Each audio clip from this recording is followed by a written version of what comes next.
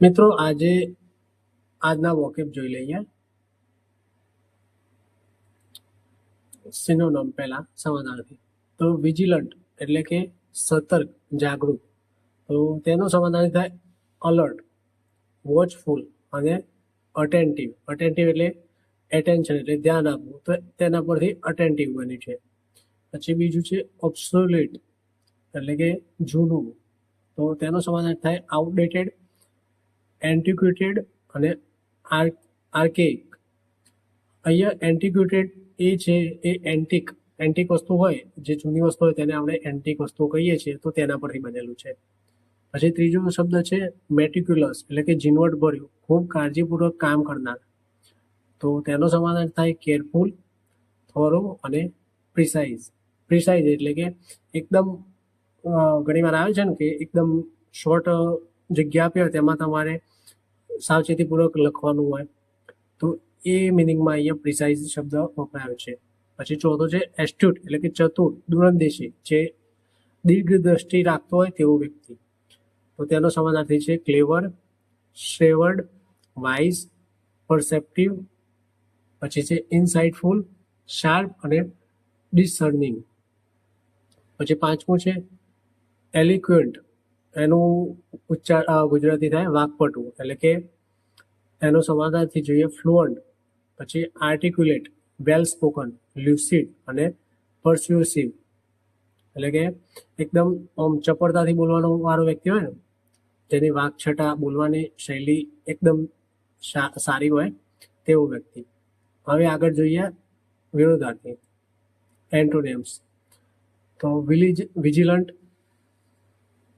તેનો વિરોધી થાય કેરલેસ, નેગ્લિજન્ટ, ઇનએટેન્ટિવ, અનવોચફુલ, લેક્સ, રેકલેસ, હીડલેસ, ઇનકોશિયસ, અનમાઇન્ડફુલ, ડોર્મન્ટ અને કોમ્પ્લેસન્ટ. તેનો વિરોધી થાય ઢીલું, અસાવચેત અથવા તો નિષ્ક્રિય. પછી બીજું છે ઓબ્સોલેટ.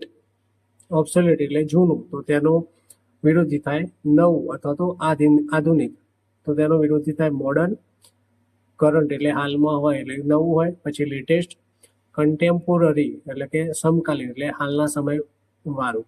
પછી અપ ટુ ડેટ એટલે કે ઘણી વાર આપણા મોબાઈલમાં, કોમ્પ્યુટરમાં સોફ્ટવેર અપ ટુ ડેટ કરવાનું આવે છે, તો એ રીતે બને. પછી ન્યૂ અને એડવાન્સ એટલે કે આધુનિક. પછી ત્રીજું વાક્ય શબ્દ છે મેટિક્યુલસ એટલે કે ચોક્કસ. હવે એનો વિરોધી સ્લોપી.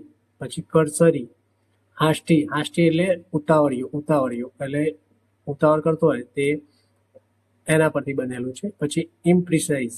પછી અનસિસ્ટેમેટિક. ચોથો શબ્દ છે એસ્ટ્યુટ. એસ્ટ્યુટનો મતલબ હતો ચતુર, તો તેનો વિરોધી થાય ફૂલિશ એટલે મૂર્ખ, નેવ, ગુલિબલ, અનઇન્ટેલિજન્ટ, સ્ટુપિડ અને ઇગ્નોરન્ટ.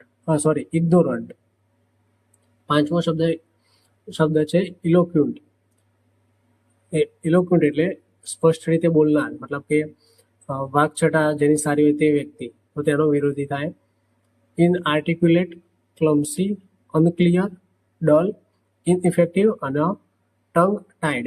ટંગ એટલે કે જીભ, જેની જીભ સ્લીપ ખાઈ જતી હોય તેવો વ્યક્તિ, અસ્પષ્ટ રીતે બોલનાર. હવે આજે એક નવો ટોપિક અંદર એડ કર્યો છે વોકેબમાં, ઇડિયમ્સ એટલે કે રૂઢિપ્રયોગ. જે રીતે ગુજરાતી ગ્રામરમાં પણ રૂઢિપ્રયોગ આવે છે એ રીતે અંગ્રેજીમાં પણ આવે છે. તો રૂઢિપ્રયોગ પણ હવે આપણે નેક્સ્ટ લેક્ચરમાં જોઈશું ડેલી. બ્રેક ધ આઈસ એટલે કે આઈસ એટલે બરફ, બ્રેક એટલે તોડવું, મતલબ કે બરફ તોડવું. તો તેનો મતલબ થાય સ્ટાર્ટ અ કન્વર્ઝેશન, વાતચીતની શરૂઆત કરી. બે વ્યક્તિ જોડે લડાઈ થઈ ગઈ હોય અને જો એ બંને વ્યક્તિ એકબીજા જોડે વાત કરવાનું શરૂ કરે ત્યારે આ રૂઢિપ્રયોગ વપરાય છે. હવે આ રૂઢિપ્રયોગ વાપરવાનું મિનિંગ મતલબ કે વાપરવાથી શું ફાયદો થાય, તો એનાથી જે કન્વર્ઝેશન હોય, બોલવાની જે સ્પીચ હોય અથવા તો લખાણ હોય એ એકદમ સારી રીતે દેખાઈ આવે છે, એટલા માટે. પછી બીજું છે hit the nail on the head. તો મતલબ એવી વાત કીધી ને કે સીધી માથામાં વાગી એટલે કે મગજમાં ઉતરી ગઈ. તો તો એનો મતલબ થાય સે એક્ઝેક્ટલી ધ રાઇટ થિંગ, મતલબ કે એકદમ સાચી વાત કીધી એવો મતલબ થાય. પછી ત્રીજું છે once in a blue moon. હવે આપણે રેગ્યુલર જોઈએ છીએ મૂન એટલે કે ચંદ્ર કેવું હોય છે તેનો કલર આપણે બધાએ જોયું છે. અને અહીંયા જે વાક્ય આપેલું છે once in a blue moon એટલે કે વાદળી કલરનો ચંદ્ર એવો તો હોય જ ના. તો એનો જ મતલબ છે કે વેરી રેરલી એટલે કે બહુ ભાગ્યે જ જોવા મળે, એટલે કોઈ વ્યક્તિ બહુ ભાગ્યે જ જોવા મળતો હોય ત્યારે આ રૂઢિપ્રયોગ વપરાય છે. પછી ચોથું છે પીસ ઓફ કેક એટલે કે એનું મતલબ થાય વેરી ઇઝી એટલે ખૂબ સરળ કામ. અત્યારે બર્થડેમાં કેક ખાઈએ તો કેક કેટલી એકદમ સોફ્ટ હોય છે, તો એના પરથી આ ઇડિયમ્સ બન્યો છે. અને પાંચમું છે સ્પીલ ધ બીન્સ એટલે કે રિવીલ અ સિક્રેટ એટલે ભેદ ખોલી દેવો, સિક્રેટ કહી દેવો, તેનો મતલબ એવો થાય. હવે આવતીકાલે બીજા વોકેબ જોઈશું.